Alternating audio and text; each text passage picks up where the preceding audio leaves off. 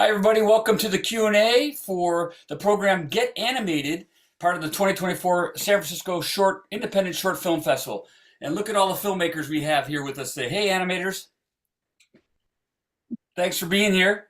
Good to have you. I'm going to ask very general overview questions just because there's so many of you. It was a wonderful program, and all your little short films are just fun to watch, real fantastic. Mel, tell us about your film. What type of animation is it, and what was the inspiration? My film is called Late Night Television, and it's a stop motion animated short film, just about 2 minutes long only. And it was my Aardman Academy Stop Motion One final project. So it was done as part of like a industry training program at Aardman, and really enjoyed like the whole process and making it. And it was interesting because it came together very quickly in the last 4 weeks. That's the amount of time that they give you to like finish Wow. do your final project. So Wow, impressive. Are you still in animation school or in school? not currently. I did their stop motion 2 course as well, and completed that, and have like another short that I'm still completing from that. Fantastic. Can't wait to see it. Thank Ali, you. how about you? What type of animation and what was the inspiration? Yeah, sure. So Whittled Down was a mixed 2D, 3D animated short, and that was fun both like artistically, like how do I make this like look sensible, but also technically, like how do I build a tools pipeline that allows me to create this effect. I think the main inspiration from Whittled Down came from this fear I have of being trapped in a dangerous situation for so long that you don't even remember that it's dangerous anymore. Like how when you're learning to drive, you're really, really careful at the beginning because you're like, oh my God, I'm in a car, I can kill someone. But after like 2 months, you've been driving so much that you kind of forget that you're in danger, and so you get careless, and then you get in the accident. Yeah. Yeah. I was surprised that the mood you captured with animation, there when animation actually captures and makes you feel certain emotions, and you're just like, this is a 3D or a cartoon, and it's like, I'm a little frightened here. I'm glad to hear it. I was also frightened. That's why I made this movie. Well done. Sue, your movie, what type of animation and what was the inspiration for it? Well, I'm unlike the rest of you, I'm actually not a filmmaker. I'm a wildlife biologist. And when I retired, I started my nonprofit called Biologists Without Borders, and we support African wildlife conservation. But in the course of our work, we've realized that you really can't save the wildlife unless you save the planet and the climate. So over the past 2 years, we've broadened our scope, and our first effort is this animated video. Which I think entertains in a cute little way and educates at the same time in a non-threatening way. I agree, indeed. And it's a wonderful way to communicate, certain messages, I think, animation, well done. Thank you. Tim, how about you? What's your animation, what type, and how'd you get started? It's computer animation. So about 10 years ago, over 10 years ago, I was a professional animator, and I kind of just gave it all up. And because the experience of working in animation was just really disappointing, and it left me with a lot of scarring. And so my idea for making a movie was based on the idea that you got to write what you know. So I decided to make a movie about a character who tries really, really hard and is just constantly disappointed. Yeah, really funny. I like how. What was the inspiration for Beaver? A beaver, right? Why Be beaver, not any other kind of form? So the Beaver came about because when I was working in animation, I had written a feature script, but you can't make a feature by yourself essentially. So I just started like picking away at the parts of creating a feature, and the feature script that I wrote starred a beaver. So I just made a character, and at one point I had him all ready to go, and he had no project to go to. So I thought it'd be kind of funny to kind of pretend like he had been around for a really long time, and he's Yeah, been trying to get a job, but he just can't do it. it was cute. It was fun. Tyra, how about you? What was your inspiration for what type of animation?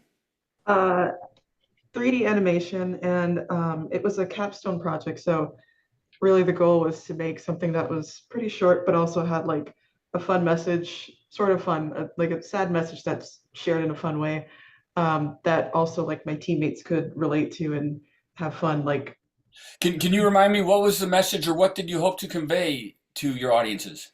to kind of just like get off of the computer, like step away for a little Oh, bit right. and like go Right. outside and like enjoy the real world, or else, you know, all these things that are online will consume you, which it kind of did with our character. And he Yeah, has to sure like did. fight his way out of it, and like accept, you know, being Yeah. outside a little bit. Yeah, I in his remember own now. life. Well done. Indeed. I like the message. Demisha, you're applauding for Tyra, so go ahead next. The inspiration for your film. My film was a hybrid with 2D animation and 3D backgrounds, and my inspiration was to bring more South Asian representation into animation. And my message was to like conveys that you don't need a particular way to fit into your culture. You can make it your own way, and everyone should support that. Right on. Well done. Good. Isabel, same questions to you, please.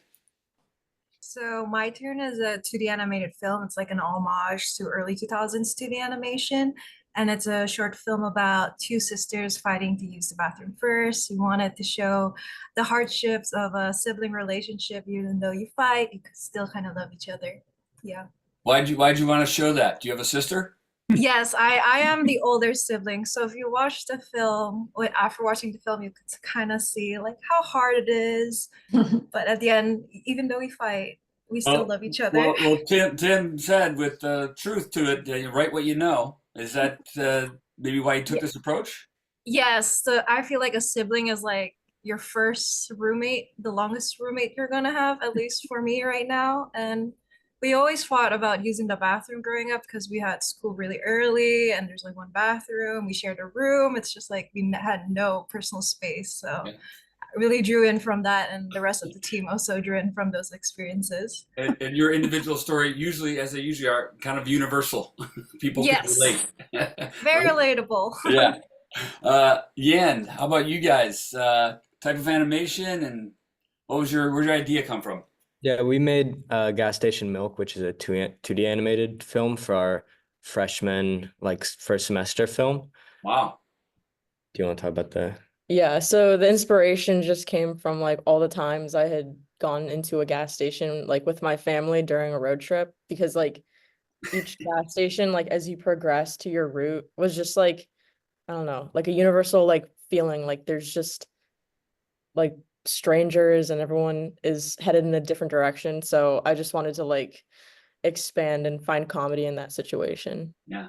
And your film, as well as all these films, really wonderful creation of mood and space. Yours was very moody too. I mean, which I loved. I mean, it was just a trippy convenience store, obviously. Yeah. Where did the idea for when they get the products and then there's another kind of universe space behind those, right? What was that? That was weird. I just like feel like in gas stations there's a very like otherworldly feeling, like the fluorescent green lighting, and like it's when you can see like the stock room behind the shelf, like that always intrigued me, like even as a kid, like in a grocery store. So I just wanted to like find comedy in that. You did. Well done. Thank you. Okay, you're next. What type of animation and where'd the idea come from?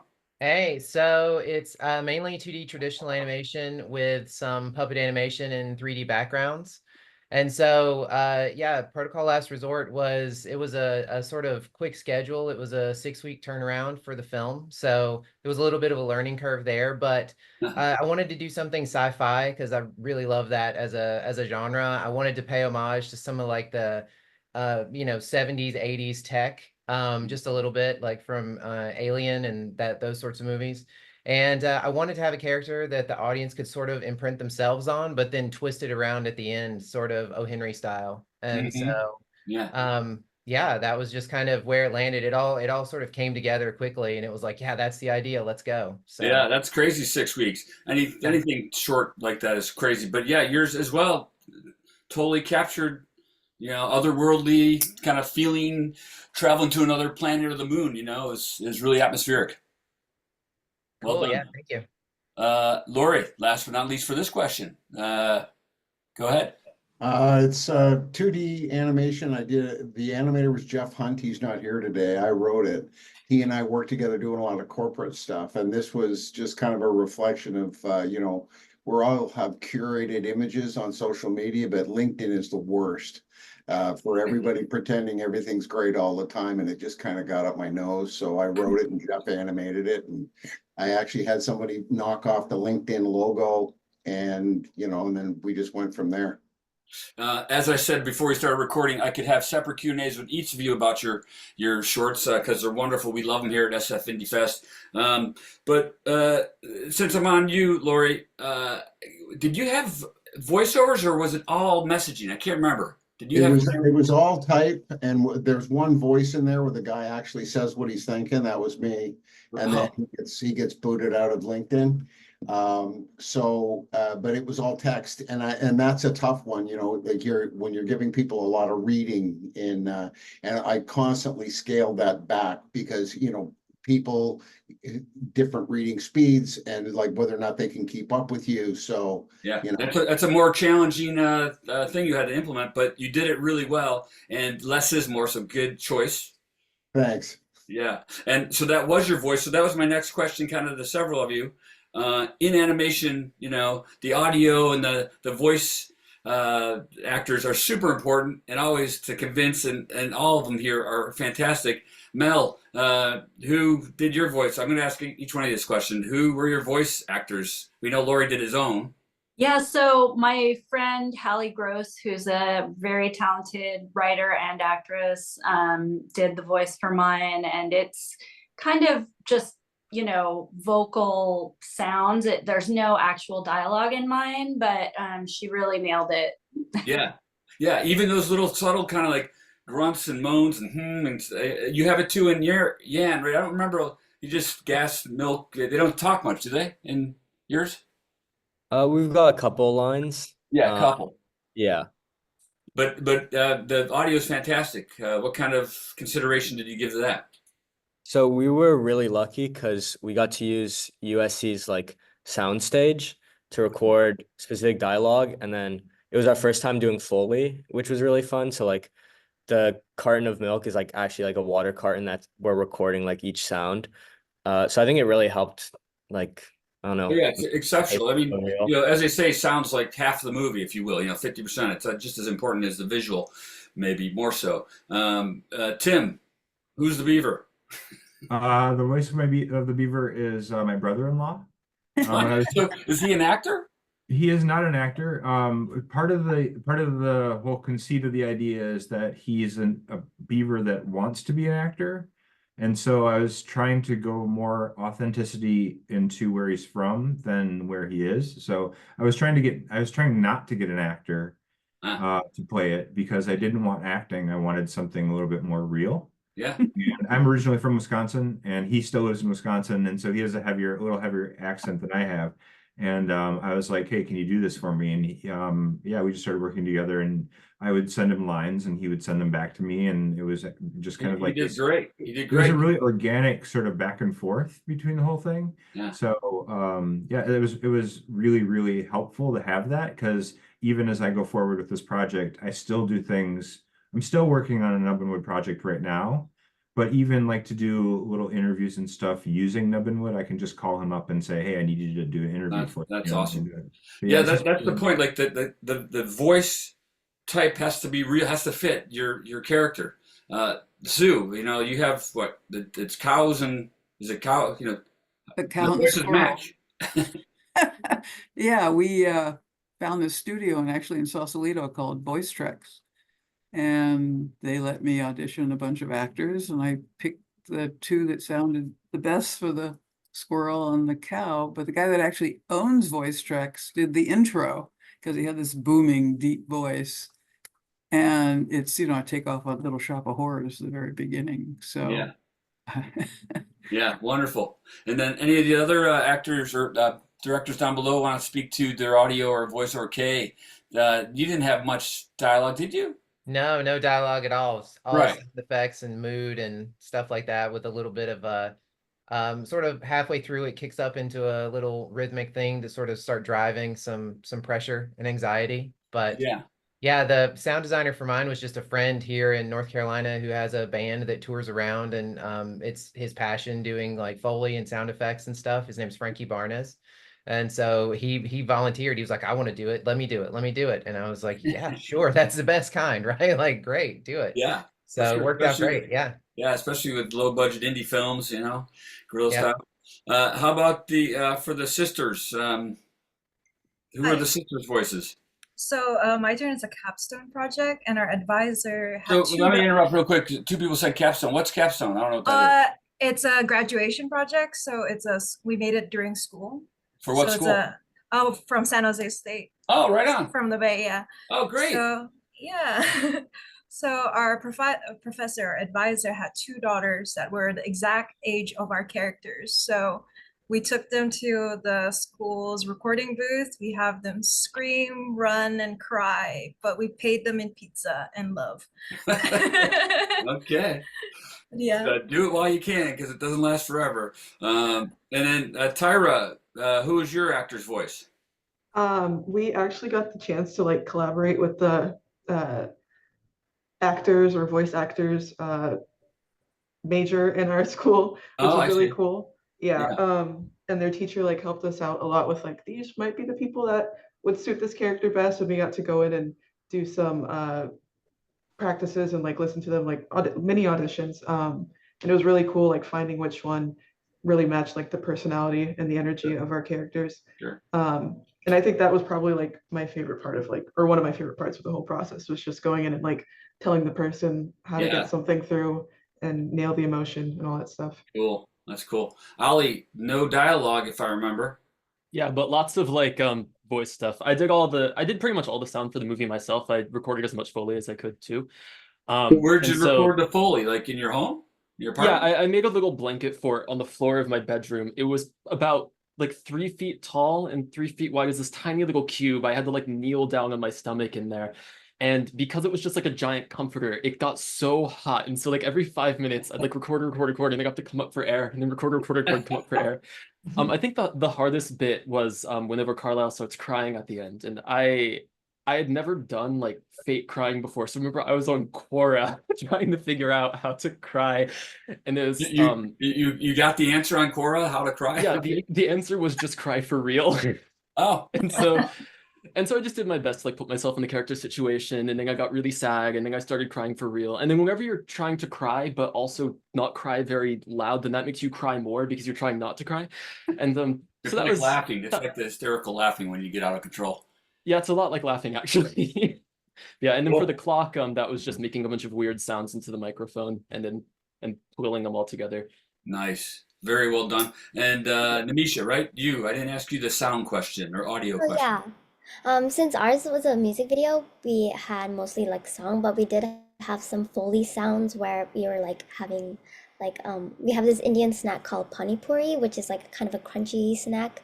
So I remember we recorded in like this little like classroom studio. It was the same university as my turn, San Jose State. It was a capstone project as well. Wow. San Jose State's representing here. Woo! So I remember just buying like Doritos, Lay's chips, and like our advisor was like directing me how to like make these sounds to like fit the film. And it was very hard. I have so much respect for voice actors. Yeah. And then I even had some of my turn teammates come help us with background chatter for like the crowds of our film. And I also recorded, because it's like during an Indian wedding event, there should be like a little bit of authenticity. Authenticity. Yeah, make it real. So I like went to some of my mom's like Indian events and recorded chatter there and things like Cool. that.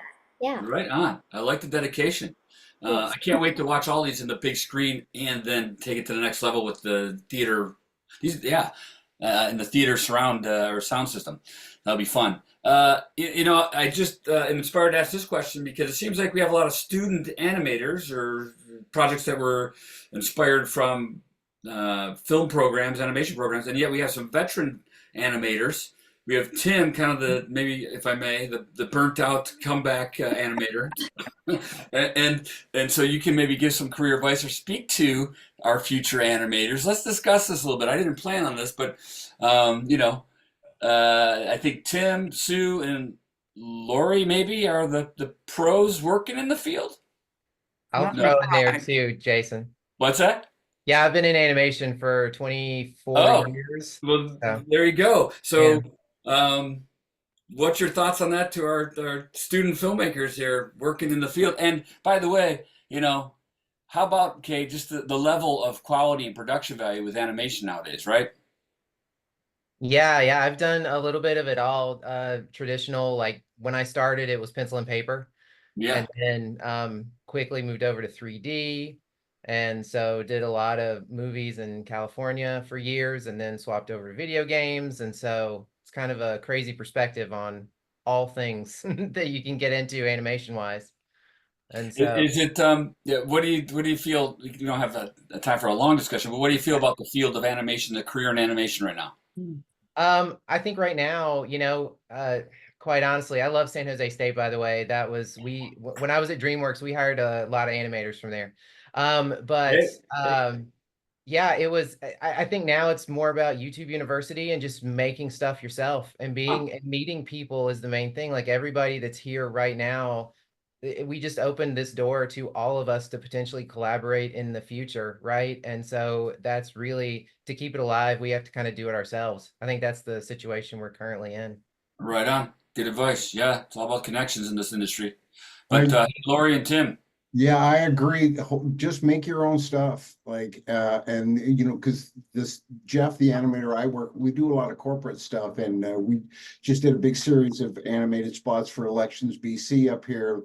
We have an election coming up, but that skill set that you can then just take and make your own stuff on a small budget and say whatever it is you want to say. You don't have to get approval from anybody, and you can make stuff at home on your own. And that's enormously satisfying when you remove the whole client thing from the situation. I know the humor in that for sure. Yeah. Tim, want to speak to this subject? Yeah, I'm gonna say kind of the same thing. I think for my professional experience has been that working in animation is going to drain you in a lot of ways. And I feel like doing your own stuff is the thing that's gonna kind of keep you going because it can be very difficult to work for people who are telling you what to do because they're as much as they hire you for your creativity, you're really hired to do what they want you to do, and that's not necessarily be creative. And so that's kind of where I got burned out was I was getting tired of following my instructions of what I was being told to do, even though I thought there were better options to do it. But it was just sort of like do what do what you're told kind of stuff. Yeah, at the sake of creativity, maybe, right? Yes. Yeah. Freedom of creativity. Yeah, so I remember like doing shots before, and I would just do like kind of different takes on a shot, and they would always go back to the one that was the most cliche. And that was just draining after a while. And so I felt like at that point I wasn't doing anything on my own, and so I felt like I was pouring it all into my work, and I had nothing left. And when I got away from it and I started doing my own stuff, that's kind of where I started feeling good about it again. But so I have this sort of like tentative relationship with animation where I don't want to get too close to it because I feel like it's going to kind of drain me again. Yeah. But so the secret is, it might be obvious, but like as artists, as filmmakers, as animators, like to find that balance, like you gotta make a living, right? You gotta pay the rent, so to speak, but you also gotta create. It's just in your blood. So find that balance. I think you have to force yourself to create once you get in like a working environment. Like I worked with people who even like wrote books or just draw or like keep doing that stuff. You have to keep doing that because I don't think you're going to find that satisfaction in the work that you do. Yeah. Hey, Lori, so this is a personal project, right? But you are a commercial or you have your own production company. Yeah. So this is one of your creative outlets. Yeah, I had to make this because it just was pressing. Yeah, we do this regularly. I've got another series that I'm working on. I made a feature doc that we sold to Crave, which is the streamer up here in Canada. So like I use my day job to pay for this stuff, but it keeps me sane and it makes it fun. You remember why you started doing this in the beginning? You didn't do it to make to sell cars or pizza or whatever. Right. And it probably ultimately makes you a better employee, if you will, to be. Oh, yeah, yeah, you're more willing to do, yeah, sure, I'll do that. Okay, whatever. Over here, I'm gonna do my stuff, so. So then our student animators, not that I'm describing your abilities, but what do you foresee for your future, Sue? This was a student project, right? I hired recent graduates from Cal Academy of the Arts in Southern California. I'm not an animator. That's right. I can't draw my way out of a paper bag, but they were very talented and they hired their friends to do various portions of the project. So Yeah. I was very lucky to fall into a very talented group of people. Yeah. Some of your student filmmakers, you can just speak up. I don't have to call you up, but what's the future look like to you guys? Could I go? Isabel, Ali raises his hand. Go ahead. So part of the reason why I made Whittled Down was to try and figure out what part of the animation pipeline I was interested in. Like at this point, I was like, okay, maybe I want to do animation, or maybe I should just be a software engineer. And doing everything gave me a lot of clarity as to what I liked, because it turned out my favorite thing in production, I liked everything, but my favorite thing was building my own like tool chain to be able to achieve this effect, like building my custom like Toon Boom tools, my Nuke tools to make this production possible for me to do. Huh. And so now I'm trying to get like my professional career as an animation technical director, which would basically mean I build tools to help artists at studios achieve the looks they're going for and streamline their workflows. Right on. Yeah, that's cool. Get some clarity. Who else wants to speak to this topic? Isabel? Okay. What's next? What's next? A recent grad, so obviously looking for work, paid work, not gonna lie. But right now I'm working on an app where I'm like animating the character in the app and making it's a game. How do I explain it? It's like a role-playing game and then productivity app. So I'm helping like storyboarding, making storylines for that. So I still, hopefully in the future, I still get to create stories and have stuff that I'm interested in. And I hope to learn like the new tech that's always coming out. That's why I'm like working on this app right now, because my background has always been TV or film animation. So hopefully in the future I'll continue to learn and hopefully get paid one day, as most of us hope for. Right. Yep, indeed. Namisha, how about you? What do you hope to do? I'm also a recent grad, but I'm currently working as an art teacher. So for like students, I feel like I'm bringing a new perspective on animation, but I hope to one day in the future bring more South Asian representation in a big scale. Because I feel like the only big Indian representation is like Aladdin, and it's not even like Indian representation. Right. So hopefully we have like a new South Asian animation group called Sava. So it's a big step for other local animation people to bring people up. Yeah, good. Yeah. Good job. Well done. Keep going. Tyra, how about you? What's the future hold? At the moment, I think it's really just like collaborating more with my peers on now that we've got a little bit more time, actually being able to like do stuff outside of like a school environment and kind of hone in on our styles and get more used to a collaborative process. And then after that, hopefully break into the industry somehow, and then not like stay confined to film or anything, but also like explore gaming, animation for gaming. I think that'd be very cool. Yeah. Talk to Kay and Tim. Isabel, no, I'm sorry, Yan. How about you guys? What's the pipeline look like? Yeah, so I was gonna say a lot of what Tyra had to say, where it's like we're college students and we still have so many years ahead of us. And it's like our cohort's pretty small, and so there were 4 people that worked on this film, and our goals is to like collaborate as much as possible, like outside of his school environment too. Yan and I just finished technically yesterday 24-hour animation challenge, and we had to make a 30-second animated film. And what's so great about just like making films collaboratively is that you get to see where your like skill set fits in with other people's, and it is even an environment that like where you can be like you have to like try something you've never done before, like a role that you would not have initially thought. And so I guess like both of our goals moving forward, this is the second film that we've worked on together, other than like club films. So technically more is to like just keep like exploring new parts of the pipeline and like pushing your ability. It's like about the collective, like not the individual. Yeah, for sure. And as a filmmaker, whether it's animation or narrative or whatever, it always makes you a better creative person if you know other roles and responsibilities. What's entailed. Mel, how about you? What do you plan to do down the road?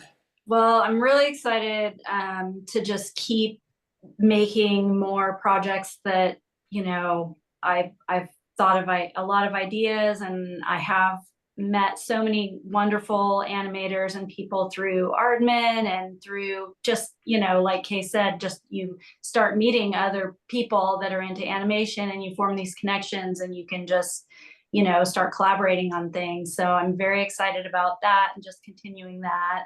I come from a live action filmmaking background, and so I get the burnout factor of working on other people's like larger projects. And I'm just really excited to be at a point where I can focus on creativity and like finding people that have like similar creative goals and just see where that goes. Yeah. We got time for maybe 2 more questions. Mel, I'm on you right now, and this, you know, might be a little bit silly question, but are animators a little crazy? I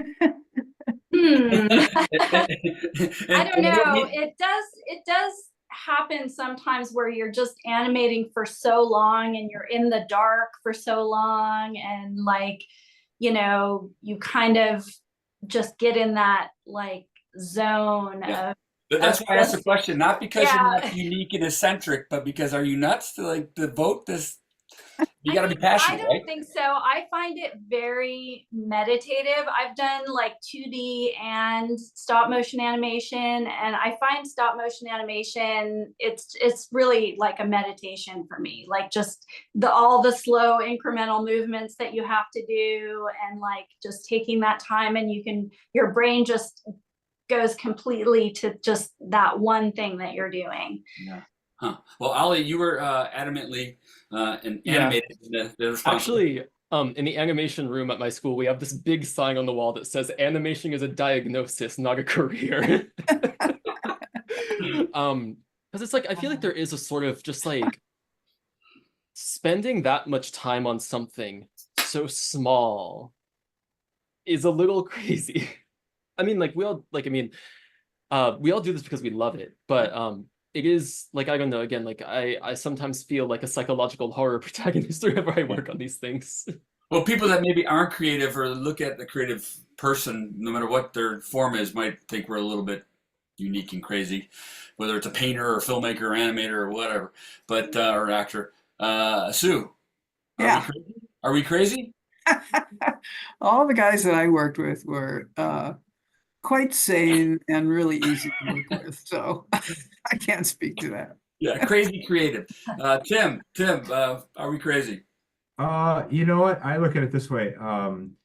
There are people out there that will run marathons and they will spend hours every day. And I always say like everybody wastes their time in a different way. This is just how I waste my time. Yeah. You know, I could be running or, you know, I don't know, people who climb out. Yeah, there should be a bumper sticker or a t-shirt. What you think is a waste of time is my passion or something like that. Exactly. And so I don't know if it's necessarily crazy. I think we just have different ways of wasting our time. And this for me is just fun. So that's how I choose to do it. Yeah, good. And I'm just letting you student filmmakers kind of hear this so, you know, you can see that it's worth your time. Lori. Well, I think you're crazy. I'm just kidding. I know with Jeff, when he finishes a project, he never wants to see it again. So, like I'm going to drag him down to San Francisco to watch this on the big screen. I'm going to make him watch. But that's a little crazy too, like, especially for filmmakers, because we got to like edit it and rewatch it. And then you got to go and enjoy it with an audience. And by that time you're like, yeah. Although it is wild to watch people watch what you made. And Mhm. that's like, then you can sort of see which beats land and which ones didn't. Where are you losing them? Were you going too fast here? Like it's an experience to watch somebody watch your stuff. Yeah. Okay, same question. Are animators nuts?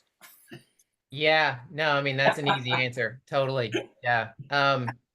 And I think I mean, you can even divide that up by the type of animation, right? Like Huh? Mel was talking about stop motion. I got into stop motion semi recently, and I have to say, like, it's nuts. Like Yeah. it's a different beast altogether. And I have since told the animators that I talk to a lot, y'all have to go do stop motion because it will change the way you look at how it's done, and you'll just have a different relationship with other types of animation. It's just you love it, right? If it's in your heart, you're going to do it no matter what. And that's kind Yeah. of what we're doing.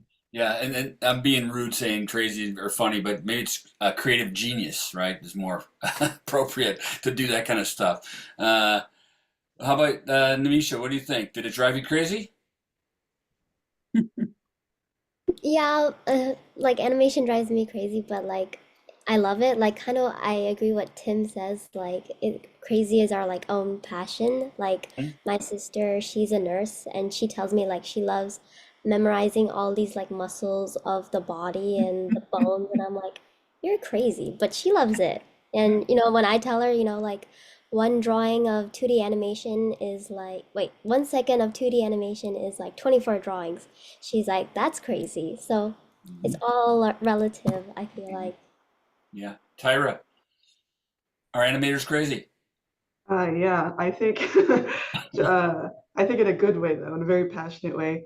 Uh, I I and a lot of my friends during our capstone year spent a lot of like sleepless nights making sure that everything was like up to our standards. Like all the Mm. story was like making sense, all the animation was good, uh, basing it off of good reference, all that stuff. So I think a lot of heart definitely goes into it. That is crazy, but it's a good crazy. It's a Yeah. really good crazy. Yeah. Very detail oriented, meticulous.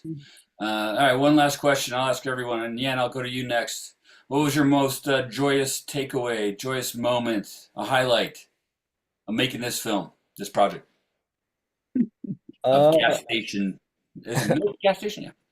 yeah, for me, it was definitely, I don't know. It's like weird, but I like the arguments we had and trying to figure out like whose idea we should go with, like really fighting for what we want. And obviously there's like compromise, but I think, I don't know, it shows a lot when like everyone's so passionate that they really want to fight for their ideas. So it's like, I don't like this character design. I think he should be green. I think he should be orange, or like, I think this shot shouldn't pan. I think it should be a still shot. Like really like small stuff that we care so much about is fun to figure Yeah. out. And you got the right teammates when you have the arguments, and it's about the project first, and it's not ego, right? Yeah. I mean, I think a funny moment, I was like, I was really fighting to add this like camera whip like perspective shot. I think one of the people, Danny, was like, I'm gonna bite you if you put that shot in. And we were like, well, I guess it's a risk I'm willing to take. So we ended up putting it in, and I think it worked out well. So Nice. Ollie, how about you? Got a joyous moment highlight? Yeah, actually, I would agree. Like my favorite part of production was like whenever I was like maybe discussing things. I solo produced this film, but I still got a lot of feedback from my classmates.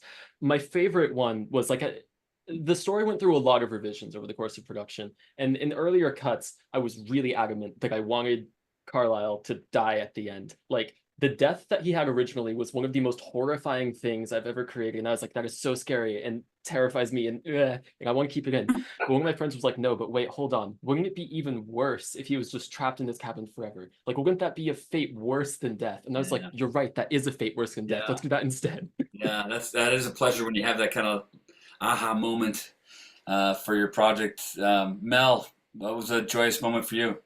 Well, I have a couple. One is just about 2 weeks into the 4 weeks of making my final project, it kind of came together like what it was going to be. So I was very excited that I had like my final concept figured out 2 weeks in.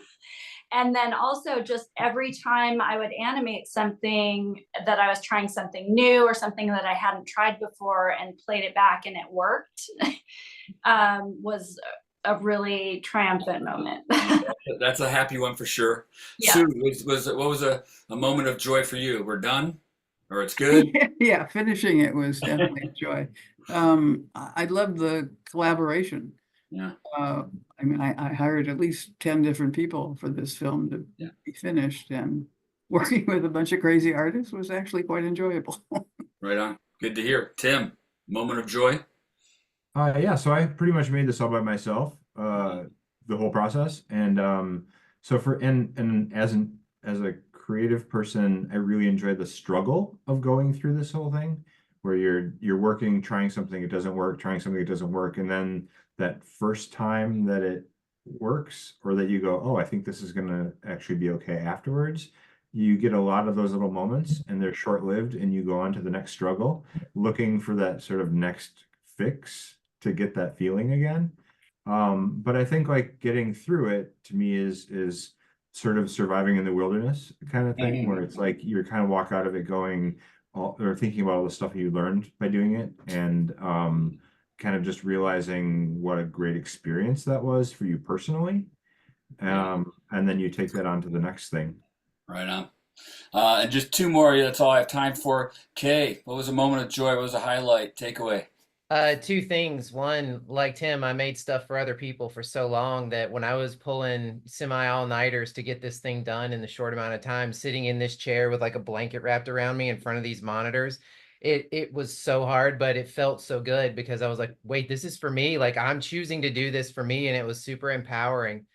Second thing was I did a lot of work on this mobile on a tablet, and a lot of the animation on a tablet. And at one point I was in a coffee shop on a tablet making a short film for myself, and I just had to stop and be like, wow, I'm lucky. Like this is insane that I can do this now in this time. And it just was, it was just a kind of an awe moment for me. Yeah. And so, yeah. Cool. Lori, last one for you. Moment of joy, takeaway? When we did the first pass and Jeff sent it to me, and he had come up with the idea of having like a mask in front of their face, and then it falls open and you see how sad they are, and then the mask comes back up. And it was like he captured exactly what it was that we were trying to put across, and he nailed it. And when I saw that, I was, it was like, yeah, there we go. Yeah, those creative flashes of inspiration that are right are wonderful. Well, each one of your films are inspirational and wonderful to watch. Well done. We enjoyed them here at SF Indie Fest, Short Film Festival, and the audiences hope you enjoyed it too. Definitely appreciate you guys on this Q&A. Thanks everybody for watching. Check out more great independent film at sfindie.com. And thanks for supporting indie film, everybody. Animators, see you at the movies. I hope to meet you in person. Bye.